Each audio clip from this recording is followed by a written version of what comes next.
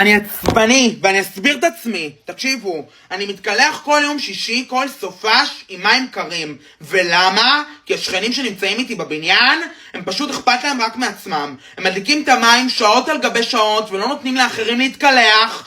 ומה שקורה זה שאני מתקלח במים קפואים, במי קרח, במי שלג, במי מים, במים קפואים, במים קרים, במים לא נעימים, במים דביקים, במים מגעילים, במים חמוצים, במים חריפים, במים בכל הטעמים. וזה כל כך מעצבן אותי, וזה כל כך נחוץ שישנו את הדברים האלה, שאנחנו נוכל גם להתקלח עם מים חמים, עם מים שרופים, עם מים רותחים, עם מים hot water.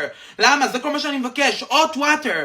כשאני מתקלח, if I make a shower, I need hot water. זה מה שאני רוצה, מים חמים, לא מים קפואים, לא מים שכואבת לי הבטן, לא מים שאני, באמת, זה בלתי נסבל, זה חייב להשתנות, זה חייב להיפסק. תודה רבה לכל דיירי הבניין, אני אעריך זאת מאוד. אם לא תתנו לילדים שלכם להתקלח 24/7 ותחשבו על עוד אנשים בבניין, לא, זה מעצבן אותי מאוד, מאוד מאוד מאוד. תחשבו שכאילו אני מתקלח עם מים קפואים, כשאני יכול להתקלח עם מים נעימים, עם מים חמים, עם מים שעשו לי טוב. זה לא פייר, it's unfair game.